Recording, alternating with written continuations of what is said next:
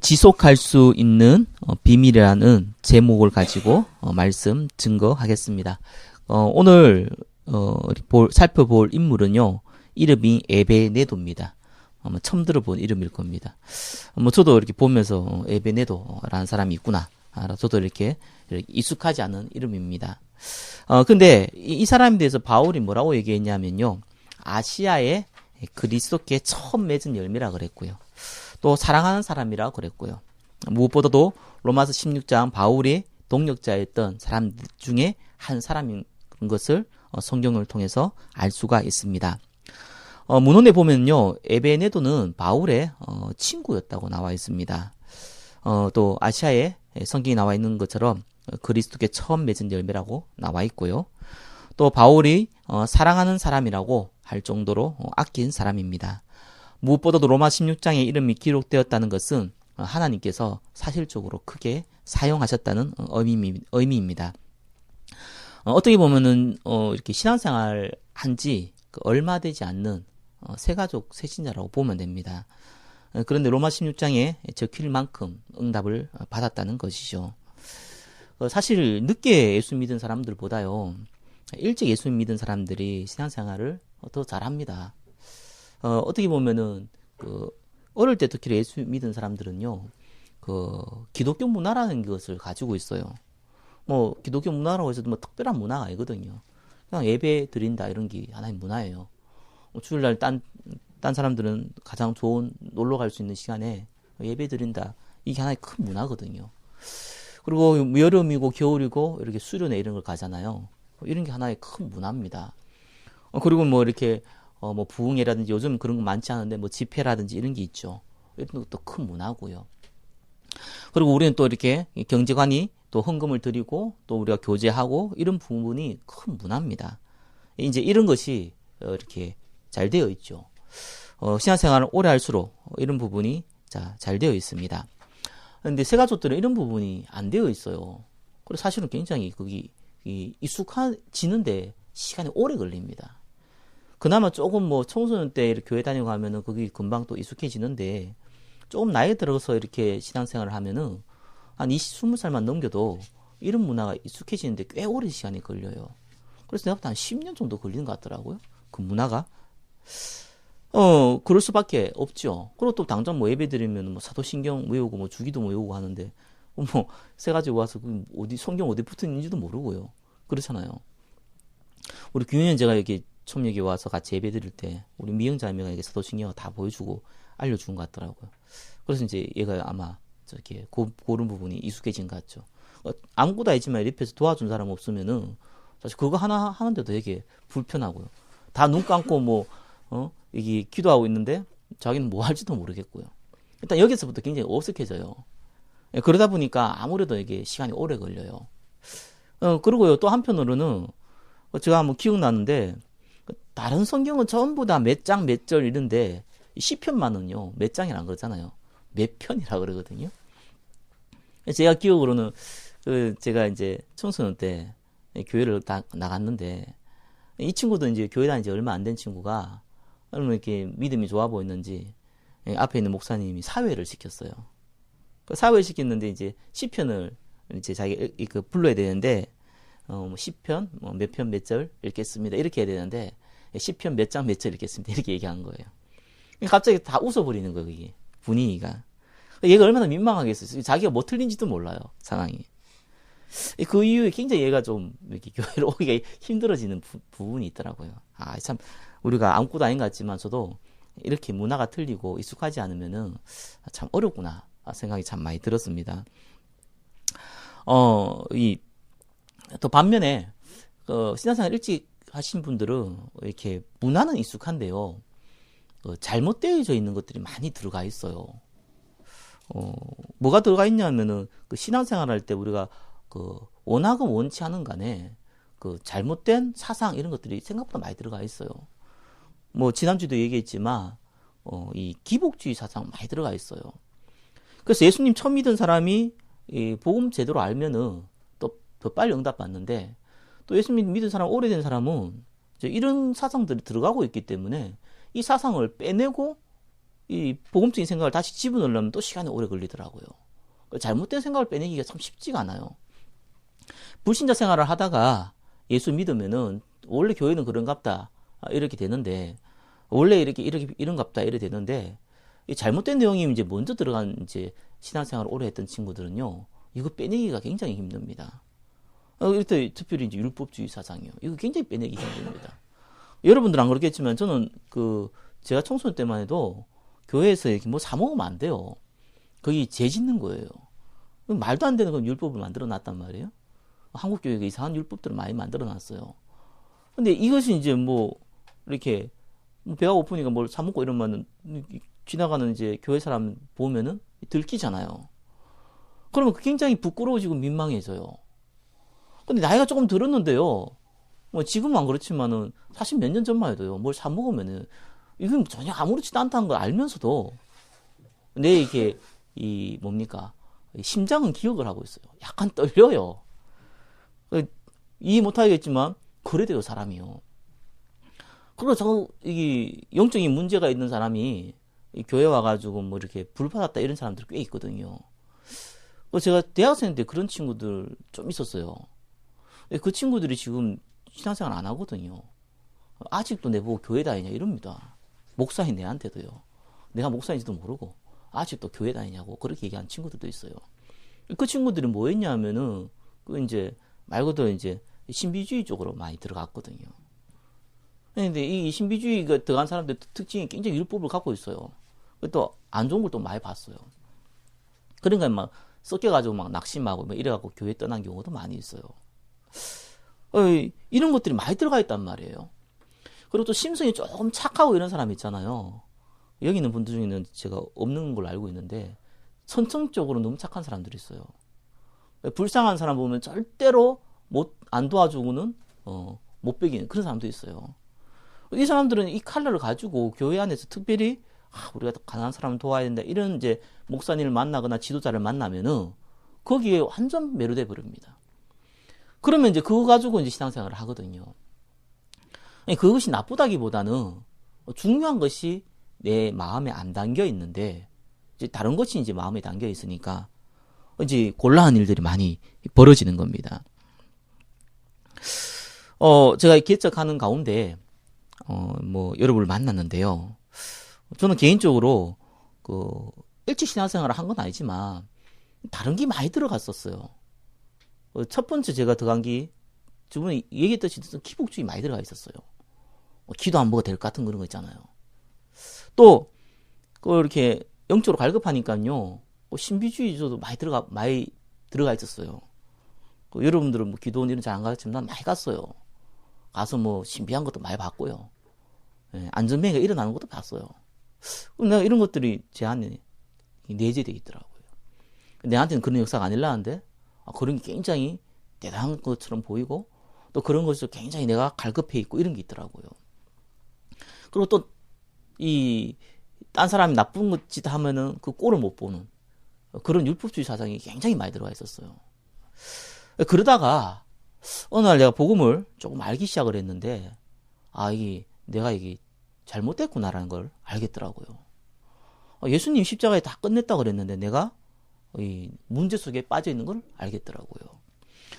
먼저 그 나라와 그 의를 구하라 나머지 다 더해 주겠다. 이런 쓸데없는 거 구하는 건 이방인들이 구하는 거다라는 것을 내가 보면서 내가 쓸데없는 걸 놓고 기도를 많이 하고 있었구나 알게 되더라고요. 근데 이거 바꾸기가 참 쉽지가 않아요. 오래 걸리더라고요. 다행스러운 거는 제가 율법주의 사상 이런 부분들이 왜 바뀌기 시작했냐면요. 영적으로 어려움을 한번 당했어요. 이제 여러분 얘기했지만 10년 정도 제가 고생을 해버리니까요. 정말 다른 거 필요 없더라고요. 누구를 이렇게 뭡니까 성경의 말대로 남의 눈에 티끌은 보고 자기 눈에 들보 못 본다고요? 이게 진짜 너무너무 이해되는 거예요. 나는 이게 그렇구나. 한번 고생을 이렇게 해놓으니까 이게 이해가 됐잖아요. 자기가 먼저 이렇게 들어온 게 무섭습니다. 생각 속에 다른 게 들어온 거예요. 무서워요. 제가 굉장히 갈급했을 때 신비주의 했던 저한테는 아는 누나였어요. 그 누나가 굉장히 저를 많이 도와줬어요. 기도도 많이 주고, 내 사정을 많이 알고, 많이 위로해주고. 근데 이분이 조금, 이렇게 기도해봐야 된다, 이러면서 좀 상식적인 거 있잖아요. 우리 상식적인 거는 우리가 그냥 상식적인 행동을 하면 되거든요. 배고프면 밥 먹으면 되잖아요. 그거 기도해보고 보고 하나님 먹으라 그러는지 아닌지 확인하고 밥 먹는 사람 없거든요. 근데 이제 이게 신앙생활을 이게 신비주의 한 사람들은 그런 걸 막 물어봐요. 그 하나님 앞에 진짜 기도해요. 그래서 제가 한 번은요, 너무 어려운 일이 벌어져가지고, 그래서 제가 군노가 저보고 저를 부르더라고요. 갔어요. 자기가 아는 목사님, 사모님이 있다는 거예요. 그거 한번 가자는 거예요. 제가 대구에 있을 텐데 갔어요. 교회가 한 30평, 40평 정도 되는 조그만 개척교회였어요. 근데 이제 그누나가 그 얘기를 안 해주고요. 나중에 이제 가서 얘기를 해주는 거예요. 저 사모님이 대단하다는 거예요. 그걸 뭘 대단하냐 그러니까 사모님은 물으면은 하나님 앞에 음성 듣고 직접 얘기해 준다는 거예요. 그러면서 약간 이런 얘기를 하는 거예요. 사모님이 약간 기분이 나쁘면 저 개를 째려보면 개가 즉사한대요. 여러분 어떻게 생각합니까? 나는 나이가 20대 초반이었는데 섬찟하더라고 약간은요. 그러면서 동시에 내가 이러면 좀 어려움이 있는데 저분한테 답을 좀 얻을 수 있겠다라는 기대감도 생기더라고요. 갔는데 사모님 만났는데 굉장히 사람이 겸손해요. 진짜 겸손한 건지 모르겠는데 하여튼 제 앞에서는 굉장히 겸손한 모습이더라고요. 그때 내가 어떻게 보더라도 나이가 최소한 50대 후반이나 60대였는데 저같이 이제 아들뻘도 안 된 사람에게 굉장히 겸손하게 이렇게 하시더라고요. 그러면서 많은 사람들이 다 이렇게 기도하러 이렇게 오더라고요. 그분을 만나러. 그럼 답도 해주고 그러는가 봐요. 그래서 제가 이제 그분한테 이렇게 약간 무당 비슷한 이제 분위기가 되니까 제가 제 얘기를 안 했어요. 다행스러운 건 아마 그 누나도 제 얘기를 그분한테 안 한 것 같아요. 그래서 제가 이렇게 물었어요. 사모님 제가 어려움이 좀 있는데 어떻게 해야 됩니까? 답을 좀 알려주세요. 내가 무슨 어려움이 있다 이 얘기는 안 했어요. 알겠다면서 이제 기도를 하더라고요. 저도 옆에 같이 우리 기도하자면서 기도하더라고요. 저도 앉아서 그냥 같이 기도했죠. 한 30분 지났나? 계속 기도하더만은 딱 일어나서 이런 얘기를 하는 거예요. 하나님이 니한테 알려주겠다고 한다 이러더라고요. 직접 알려주지. 하나님이 니한테 알려주겠다고 한다 그러더라고요. 나는 그게 조금 한편으로 실망스럽기도 하고요. 내가 지금 안 알려주니까 당신한테 왔는데 당신마저도 이렇게 얘기하니까 좀 당황스럽긴 하더라고요. 근데 내가 너무 그게 지나고 나니 감사한 거예요. 왜냐하면 그분이 어떤 이렇게 음성을 들어가지고 그게 하나님 음성인지 마귀 음성인지 아무튼 들어가지고 내한테 얘기했으면 나는 거기에 매였을 거예요.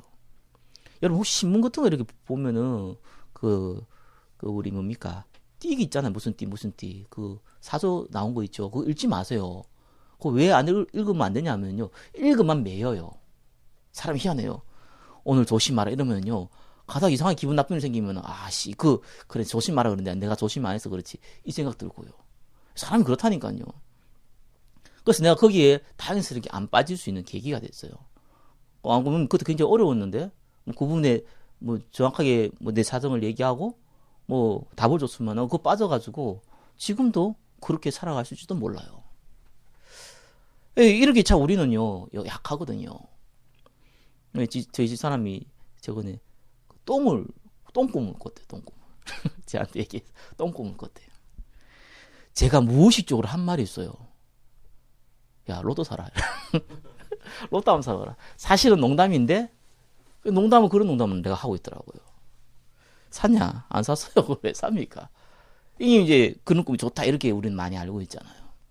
우리는 알게 모르게 가지고 있는 신비주의, 율법주의, 기복주의 이런 것들이 내재되어 있기 때문에요. 이거 가지고는 사실은 하나님 앞에 쓰임 받지를 못하거든요. 그래서 여기 있는 분들이 조금 진짜로 좀 쓰임 받았으면 좋겠다.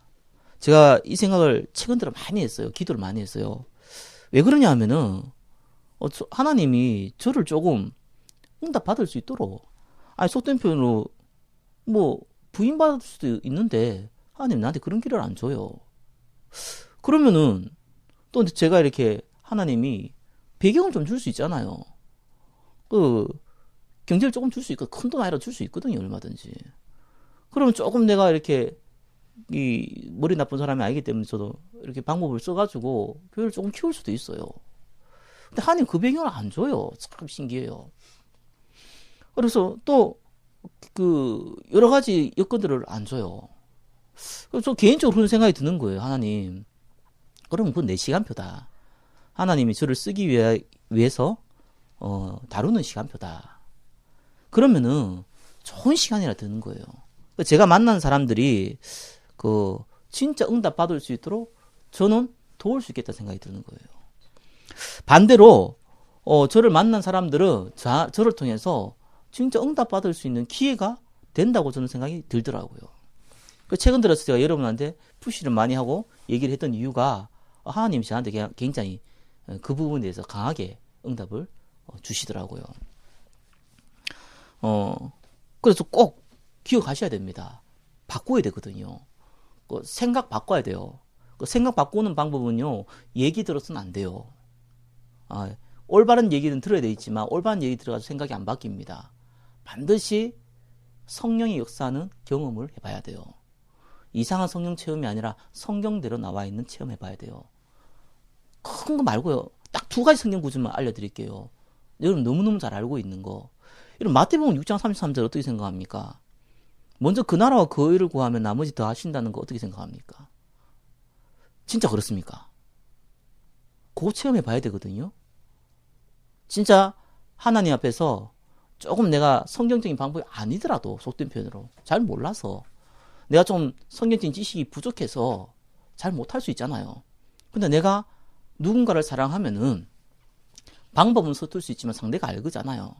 하물며 우리가 하나님을 사랑해서 내가 하나님을 하고 싶다라고 얘기할 때에 하나님이 때에 따라서 돕는 은혜와 필요한 거, 육신적인 것까지도 책임지신다는 것을 체험을 해봐야 되거든요.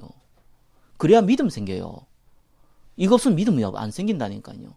이거 없는데 계속 신앙생활을 하면 어떻게 되냐면은 자연스럽게 율법주의로 가요. 머리만 커지는 거죠. 그리고 하나님의 계획이 여러분이 잘 먹고 잘 살고 성공하는 데 있는 것이 아니라 땅끝까지 이르는데 증인된다 그랬거든요. 오직 성령이 이르면은. 무슨 말입니까? 하나님이 여러분의 수준과 상관없이 땅끝까지 이르 증인이 될 만큼 증거를 주겠다는 거거든요. 그거를 경험을 해야지 믿음이 생겨요. 작은 것을 경험해 봐야 되거든요. 그래서 저는 저도 바꿀 수 있고 여러분도 바뀐다고 저는 확신을 합니다. 이 자리에 안 온 오늘도 일찍 해서 그런지 몰라도 용균이가 연락이 왔더라고요. 오늘인지 몰랐다면서. 다음 주인 줄 알았다. 까먹었다 그러더라고요. 아무튼 간에 제가 이렇게 딱 보면은 난 바뀔 수 있다고 확신하거든요. 제가 농담 아니고요. 사람 많이 만났잖아요. 내가 지연이를 딱 보면요.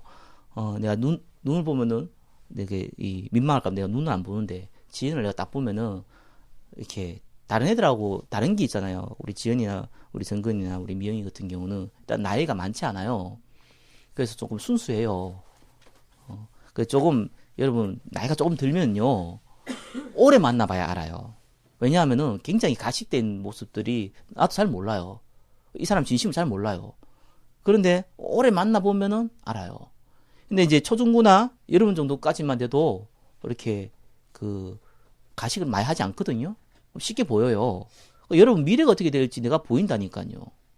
지금 어떤 상태에서 요 상태에서 그대로 가면은 미래가 어떻게 될지가 보여요. 그러면 내가 무슨 무당처럼 뭐 맨날 몇 시에 이러면 어떻게 되지 이런 걸 보이는 게 아니고요. 모든 인간은 창세기 3장에 하나님 떠난 원죄를 가지고 태어났기 때문에 그거는 그리스도의 은혜로 하나님이 용서를 해주신 것이지 그 근본이 안 바뀌어 있거든요. 그럼 그것은 반드시 시간이 지나면 영적 문제로 오고요. 개인 재앙으로 오게 돼 있어요. 또 시대적인 거, 국가적인 것도 있거든요. 그럼 이 사람이 어떻게 될지가 대충 보인단 말입니다. 근데 예수 믿어서 복음으로 생각이 바뀌면요. 진짜 하나님이 어떻게 바꿀지는 몰라요. 이 에베네도라는 사람을 하나님 완전 바꿔놔 버렸다니까요. 복음이 들어가면 그래야 되거든요. 근데 나이가 조금 있는 사람들은 이게 바꾸기 힘들거든요. 제가 옛날에 섬겼던 교회에서 나오게 됐는데, 제가 개척을 하게 됐는데, 사실은 두 명이 큰 영향을 줬어요. 좋은 영향이 아니고 나쁜 영향을 줬어요. 둘 다가 장로예요. 그래서 이 두 명이 장로 때문에 사실은 제가 세상 말로는 인생 꼬여버렸어요. 좀 속된 표현으로는 잘 나갈 수 있었는데 꼬여버렸어요, 진짜로. 근데 내가 그 사람들을 미워하진 않거든요. 전혀 한 번도 그런 생각이 한 적 없다 하면 거짓말이겠지만, 사실 난 그 사람들 생각도 안 하고, 이름도 기억이 안 나요. 그런데 그분들이 나를 꼬이게 만드는데, 제가 그 사람들 딱 보면서 느낀 게 하나 있어요. 저분들은 저래 될 것 같다. 라고 봤거든요. 하필 딱 두 사람이고, 둘 다 장로라. 일단 내보다 나이가 많잖아요. 그런데, 정말, 그래 됐어요, 진짜로. 근데 그 사람들이 나를 괴롭혀서 그래 된 게 아니고요. 그 사람 미래가 보이더라니까요. 하나님께서 주신 이 큰 구원의 은혜를 받은 사람이 이 영적인 거를 이용해서 육신적인 것을 하고 있다는 게 보이면은 결과가 뻔하거든요. 그래서 한 명은 진짜 교도소 지금 가 있어요. 알잖아요. 어이가 없어요. 저희 가족은 알거든요. 근데 저 사람이 교도소 갈 건지는 몰랐는데 큰 경제 문제 일으킬 줄 알았어요. 그건 보이더라고요. 한 명은 이게 얼마 전에 들었어요. 오늘 제가 아는 교회를 갔는데요. 그 교회에 그 사람 이름이 있는 거예요. 이름이 이렇게 뭡니까? 여자 이름이 한 명 있어요. 그 장로가 아니고 여자 이름이 한 명 있어요. 이 이름이 조금 특이한 이름이기 때문에 동명이인이 많지 않거든요. 그래서 이분에서 물었어요. 이 사람 누구냐고. 그 교회에서 어떤 교회에서 왔다 그러더라고요. 내가 알겠더라고요. 이분이 왜 교회로 옮겼지 이런 생각을 했어요. 나는 그분의 남편을 보고 깜짝 놀랐어요. 그 남편이 그 장로라. 그 장로의 아내가 저 사람이 아니었거든요. 내가 당황스럽잖아요. 분명히 그 장로의 아내가 이 사람이 아닌데 이 사람이라. 그래서 내가 이제 딴 사람 통해서 들은 거예요. 이게 둘 다 바람 딴 거예요. 장로의 아내하고 이혼을 했어요. 또 이 여자 집사는 그 남편하고 이혼을 했어요. 둘이 결혼했어요. 그 교회에 있을 수가 없잖아요. 그래서 교회를 옮겼어요. 옮겼는데 하필이면 내가 아는 교회로 옮겼어요. 그래서 난 너무 재미있더라고요. 하나님 내한테 보여주신 것 같더라고요. 그래서 내가 이 보면서 그렇구나. 이 복음이 안 들어가 있는데 교회에서 돈이 좀 있으니까 이렇게 헌신을 많이 한단 말이에요. 그러니까 이제 교회에서는 좋잖아요. 막 이 사람을 막 장로도 세우고 막 한 거예요. 여러분 이렇게 큰 교회는요 장로 되려면 헌금 1억 내야 돼요. 압니까? 어떤 데는 5천만 원, 중형교회는 5천만 원, 저 여의도 같은 순복음교회 같은 데 1억씩 냅니다. 헌금할 때 그 돈이 문제가 아니라 그 정도는 내야지 주의 일을 할 수 있지 않냐 이런 사상이거든요. 나쁜 사상은 아닌데 그 말은 경제력이 있다는 얘기거든요. 이제 이분들이 이래 된 거예요. 내가 보면서 이렇게 그래 될 줄 몰랐는데 이 사람도 문제가 이렇게 있더라. 그런 내가 분명히 봤거든요. 아니 최소한 나를 어렵게 만들려면 합당한 걸 어렵게 만들어야 될 거 아니에요. 거짓말을 했어요. 거짓말을 했다니까요. 완전 거짓말 180도. 그 거짓말을 가지고 하는데 어이가 없어서 난 상대를 안 했어요. 상대를 안 했더니 이분들이 더 화나가 난 거예요. 그때 내가 전도사였으니까. 내가 못 볼 거 많이 봤다니까 그냥 더러운 거 피하는 스타일이기 때문에 안 싸우거든요. 피해버렸죠. 그래가지고 이제 아마 더 나를 괴롭혔던 것 같아요. 뒤에서. 대놓고는 못 괴롭히니까 뒤에서 이렇게 말로. 이래 보면서 참 안 됐다는 생각이 들더라고요. 참 안 된 거예요. 인생이 얼마나 불쌍한 겁니까? 아니 자기 돈 다 내가지고 교회 헌신하고 다 했는데 아니 저 사람은 교회 저렇게 헌신하고 있는데 사람이 저기 망해붙다 이러면은 굉장히 하나님 영광 가리거든요. 근데 제가 봤을 때는 저기 이 교회 헌신한 게 아니라 자기 이름을 위하여 교회를 이용한 거예요. 결과가 뻔하잖아요. 그래서 세 가지 꼭 해야 됩니다. 제가 여러분한테 그 종교개혁을 좀 일으키고 싶어요. 문화를 바꾸고 싶다니까요. 아니, 주일날 그냥 예배 드리는 게 아니라니까요. 주일날 하나님 말씀 성취됩니다. 믿으시기 바랍니다. 한 번 할 때는 몰라요. 계속 쌓이면 성취됩니다. 그래서 제가 녹음을 시켜서 여러분한테 준 이유는 뛰어난 메시지를 들으라는 것이 아니라 여러분에게 지금 주어진 하나님 말씀을 듣고 성취되는 응답이 뭔지를 체험해 보라는 거예요. 그래서 하루에 한 번 이상 들으라.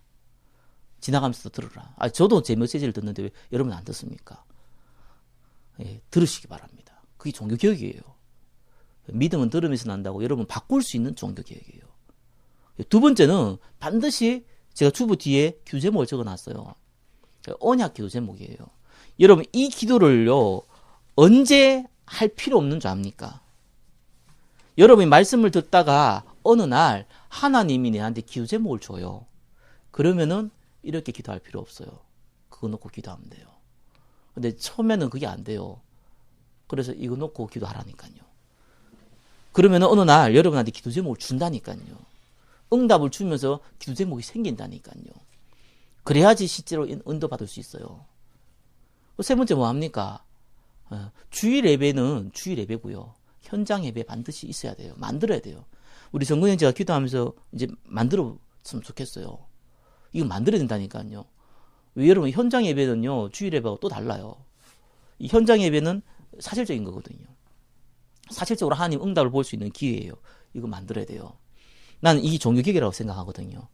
진짜 하나님이 여러분한테 어떤 응답을 주실까? 어떤 이 하나님 역사를 일으킬까? 거기서 다 나옵니다. 예, 그거를 바꾸는 거예요. 그래서 서로 뭡니까?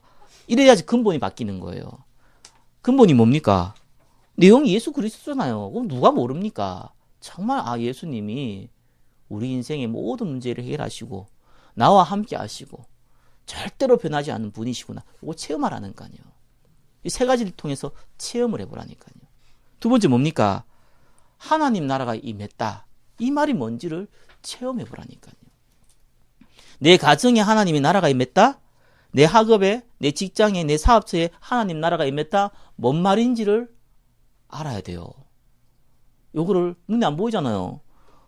단어적인 의미로 따지면 천사들이 동원되어져 있어요.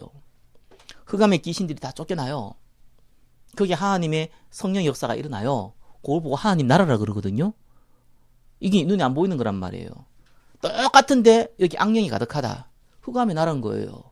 그래서 마태복음 12장 28절 29절에는 성령의 능력으로 귀신을 내어 쫓으면은 하나님 나라가 임했다 그랬는데 성령의 능력이 눈에 보입니까? 귀신이 눈에 보입니까? 이걸 모르잖아요. 근데 제가 이 세 가지를 하라는 이유가 이거를 보여준다니까요. 영적인 눈으로. 세 번째 뭡니까? 그러면은 성령 충만이 임하고 땅끝까지 증인된다는 말이 뭔 말인지가 알게 돼요.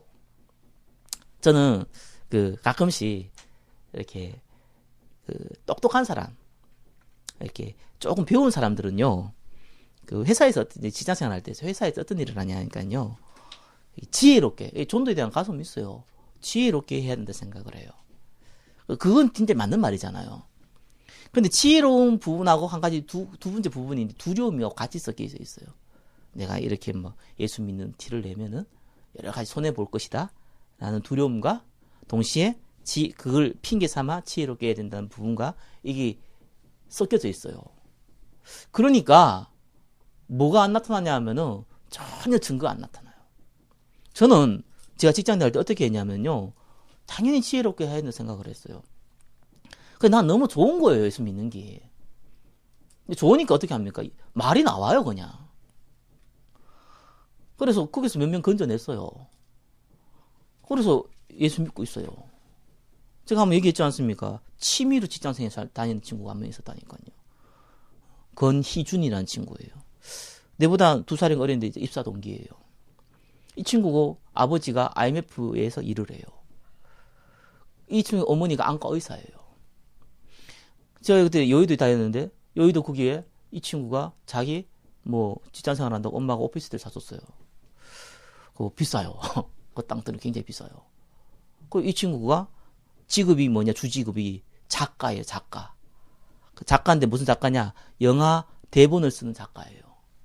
한 번 쓰면은 2천만 원에서 3천만 원, 10몇 년 전의 얘기거든요. 그거 받아요. 근데 이때 연봉이 2천만 원, 3천만 원밖에 안 되는데 한 번 쓸 때마다 그 돈 받아요. 근데 그거만 하니까 자기가 스트레스 받는 거예요. 그래 취업했어요. 그 일 하면서 하는 거예요. 이 친구가 제가 이런 얘기 하니까요. 비웃더라니까요. 비웃는 거 알잖아요. 그러냐, 막 이렇게 얘기하면서도 속으로는 비웃다는 걸 내가 느끼잖아요. 그래서 내가 그랬구나. 그래라. 이렇게 생각했죠. 어느 날 제가 이제 퇴사할 때 됐어요. 찾아왔어요. 저를. 고맙다고 얘기를 하더라고요. 커피를 하나 사주더라고요. 뭐 커피가 대단한 게 사주더라고요. 얘기를 하더라고요. 고맙다고. 뭐가 고마운데 이러니까 자기가 예수 믿게 됐다는 거예요. 우리, 제가 한 얘기가 뭔 말인지를 알게 됐다는 거예요. 너무 고맙다고 그러더라고요. 그래서 그렇게, 이런 일이 벌어져요. 하나님 역사하면 간단한 거거든요. 여기 근본 바꾸는 거거든요. 그래서 내가 그때 이상하게 힘이 생기더라니까요. 그러면요, 진짜 원래 상태로 돌아가야 돼요. 그걸 뭐 회복이라고 그래요. 여러분, 영적 상태 바뀌어요. 내가 복음을 전하고 앉아 이런 게 아니라 재밌다니까요. 기쁘다니까요. 기대되진다니까요. 다른 거 생각할 여유가 없다니까요. 영적 상태 바뀌어요. 그리고 내가 결혼을 한다. 우리 정영지도 결혼하고 미영이도 우리 신우도 결혼해야 될 건데 결혼을 한다. 그래. 내가 행복하게 남편과 아내와 잘 살아야지. 아니라니까요. 이런 생각 안 든다니까요. 하나님께서 우리 후대를 어떻게 하실 것인가. 여기 여러분들이 정상적인 결혼관이에요. 세 번째 뭡니까? 그러면 내가 있는 직장은 이걸로 살려야 된다. 그게 당연시 돼야 되는 복음 문화예요. 바뀌어야 돼요. 그러면은 도전할 게 나온다니까요. 완전 바꿔야겠다. 복음 문화로. 내가 있는 곳만큼은. 내가 버는 경제만큼 완전 복음 경제로 바꿔야겠다. 도전할 게 나온다니까요. 어제 우리 한 친구가 항상 이렇게 헌금을 해서 제가 얘기를 했어요. 너는 뭐 이 푼돈 이렇게 헌금을 하지 마. 내가 보니까 네가 이 네 돈 아니지 않냐? 너 엄마 돈이지. 그런데 진짜 나는 너 보면서 이런 기도 나온다. 비록 작은 돈이지만 네가 헌금을 하니까 이제는 하나님 앞에 이렇게 기도해라. 내가 뭐라고 기도하라 했냐면 앞으로 10의 구주를 드릴 만큼 헌금해라. 아니 헌금하라고 하고 기도해라. 10의 구주를 드리라는 게 10의 구주를 드릴 만한 응답을 받으면 된다. 네가 한 달에 10억 벌면은 1억 가지고 퍼지기에 잘 살 수 있다. 9억 가지고는 마음껏 하나님 위해 쓸 수 있다. 이렇게 기도해라. 알았더라고요. 복음 경제. 그리고 뭡니까? 여러분 한 나라 살릴 수 있습니다. 진짜입니다. 여러분 한 명이 한 나라 살릴 수 있습니다. 리빙스턴 같은 사람은 이 사람 한 사람이 인도를 살렸습니다. 한 사람이 살릴 수 있다니까요. 브리스 같은 사람이 한 사람이 로마를 바꿔놨어요. 할 수 있다니까요. 세계 선교. 응답 받으면 가능한 거예요. 예? 자, 그래서 본론 보겠습니다. 에베드노는요, 복음의 시조가 됐어요. 어디 시조됐냐? 바울을 통해서 처음 복음 받은 사람이고요. 아시아 살리는 믿음의 조상이 되었고요. 가문을 살리는 믿음의 조상이 됐어요.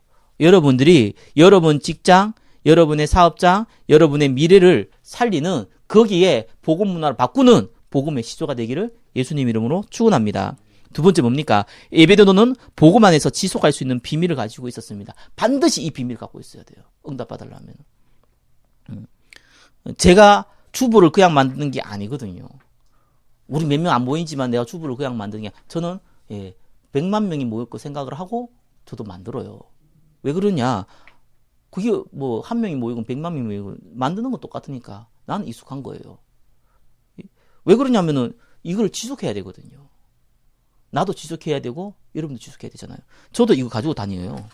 현장 가서 예배 드릴 때 이거 가지고 찬양해요. 그리고 이거 가지고 기도해요. 이거 가지고 저도 설교 다시 한번 확인해요. 왜냐하면 내가 지속할 수 있는 방법이거든요. 이거는 비밀이라는 게 내 방법이죠. 근데 이 비밀이 있어야 돼요. 2번 이거 계속 하려면요. 그때는 죽는 시대잖아요. 잡히면은.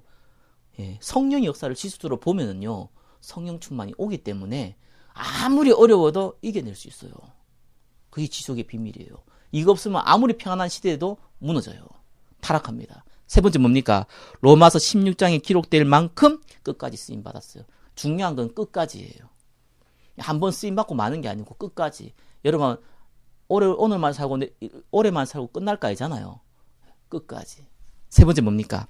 에베데노는 복음 안에서 참된 헌신을 하였습니다. 사실 바울의 친구거든요. 친구한테 이렇게 하기 힘들어요. 그죠? 니나 내나 똑같은데. 응? 아니, 그럼 내보다 스승이고 뭐 나이가 많고 이러면 괜찮은데 친구라. 응?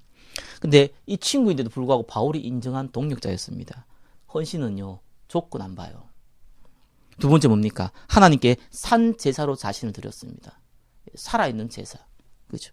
하나님께 산 순교로 자신을 드렸습니다. 이 사람들 다 순교했거든요. 그러니까 가능한 거예요. 진짜 헌신은 내가 순교하는 거예요. 그렇다 해서 내 목을 내놓고 내 목을 쳐라 이게 아니잖아요. 그런 시간표가 되면 그렇게 해야겠지만 그런 시간표가 아니잖아요. 순교는 그 의미가 아니거든요. 순교적 자세로 사는 거예요. 결론 맺겠습니다. 실전 상황입니다. 이 세 가지를 회복해야 되는데 순수가 있어요. 사람들은 순수를 바꾸면 조금 어렵습니다. 특별한 상황 아니면은. 그래서 첫 번째 회복이 주일 예배고요. 두 번째 회복이 현장 예배고요. 세 번째 회복이 개인 예배입니다. 보통 그 개인 예배부터 회복을 하려는 사람들은 독종이 안 되면 안 됩니다. 그게 어쩔 수가 없어요. 성경은 같이 모이기를 힘쓰라는 이유가 그것 때문에 그래요. 혼자서 되면 얼마나 좋겠습니까? 나 지금 가끔 전도하다가 그런 사람들 만나요. 목사님, 저는 교회 안 나가지만 집에서 혼자 예배 드려요. 진짜 그래요. 요번에 저 홍대에 그 대안학교 가르치는 학원이 하나 있어요. 학원이라 보네 학교죠. 청소년들 가르치더라고요. 교사가 한번 있길래 이제 제가 복음 전화 왔다니까 자기 예수 믿는다 그러더라고요. 그래서 좀 얘기를 나눠도 그러냐고 해서 가려고 그러는데 자꾸 질문을 해요.